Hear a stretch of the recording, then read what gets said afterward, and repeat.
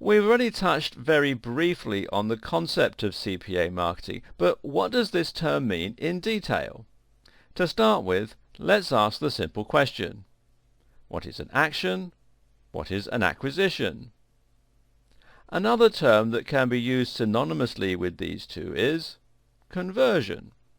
And if you've ever heard of a call to action, then this basically describes the same thing. A call to action is a call to do the thing you want your audience to do, which in the vast majority of cases is to buy a product or sign up to a mailing list.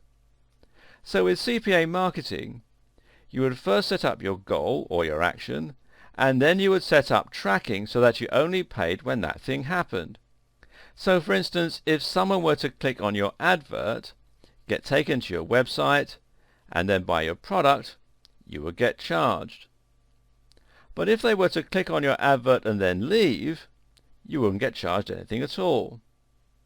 As you might imagine, this is a rather positive situation for you as an advertiser.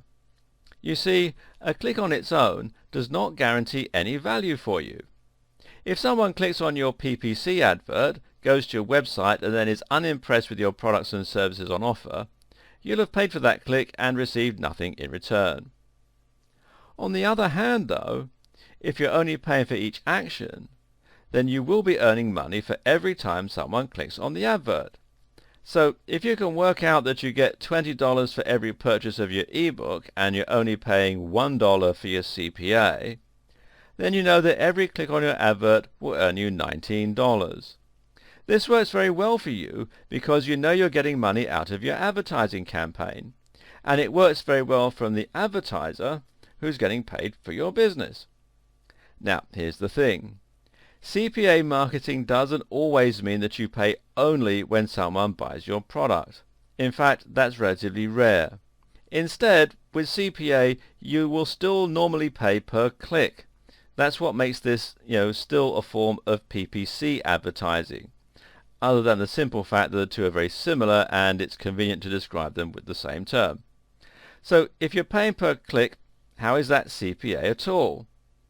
Well, basically, the advertising platform will give you the ability to break down the information and to see when you're actually gaining an acquisition. What this means is you can look at the percentage of clicks that are resulting in an acquisition, and you can see what you're paying for each of those clicks. So if you're paying $1 for every 100 clicks, and 1 in every 400 people buys your product, then you know that you have a cost per action of $4. Is this a concrete and reliable number? While you might worry that this figure is based purely on trends, for any big business that's going to be good enough. If you're getting thousands of clicks a day, and the average is calculated on that data, then it is almost always going to hold true. Sure, you'll sometimes see a little deviation from this average as the cost goes up and down, but overall it's going to even out over the long term. This is in fact just the same way that a casino works. They play the odds, but because those odds are on such a large scale and they are slightly tipped in favor of the house, they can still accurately predict their revenue. So now you may be wondering how CPA would work. What is this black magic that allows an advertiser to know whether or not someone has bought your product after leaving your website? And the answer to that is they can use cookies to track the user along with a small line of code normally on the website in question. A cookie is a small file that can be stored on a user's computer via the browser. This allows a website or app to identify that user and to show them their preferences. Cookies are what allow you to automatically stay logged into Facebook, for instance.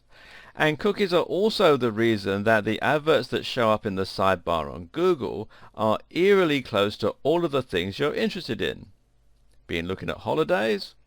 Then a cookie will be stored by that website and they will work with their advertising partners to show you hotel and flight adverts. In the case of CPA, a cookie is used to look at the person who's clicking on your advert. Then, if the user with that identifying information should also try to buy a product on your website, they will have been tracked, and the information will be fed back to the advertising platform. In a scenario where you only paid for each acquisition, you would then pay for those clicks only.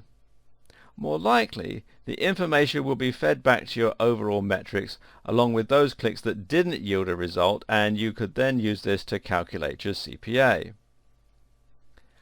So, who are the advertisers and publishers? Who earns from all of this? We'll look at the different CPA providers, called platforms, in detail a bit later on, but for now suffice to say that the platforms tend to be run by really big companies and websites such as Google and Facebook.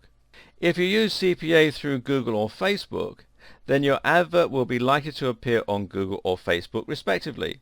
In this case, of course, that company will be paid for each click.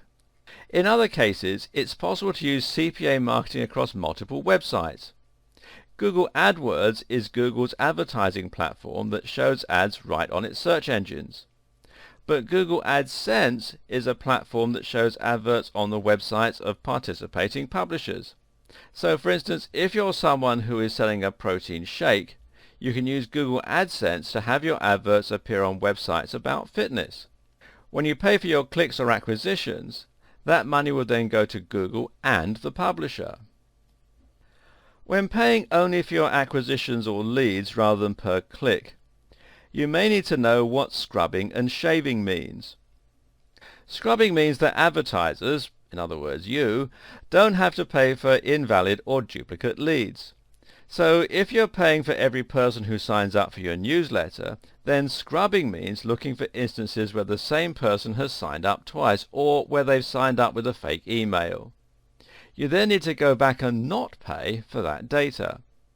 Likewise, if someone were to buy your product but their card was declined, you would then need to scrub that data to ensure that you are really only paying for each acquisition. And here is where things can sometimes get a little complicated. Meanwhile, shaving means that the advertiser is trying to be more selective about their leads and scrubbing leads that should be valid. This, of course, is unfair to the publishers. In the next video, we'll talk about CPA versus other forms of marketing.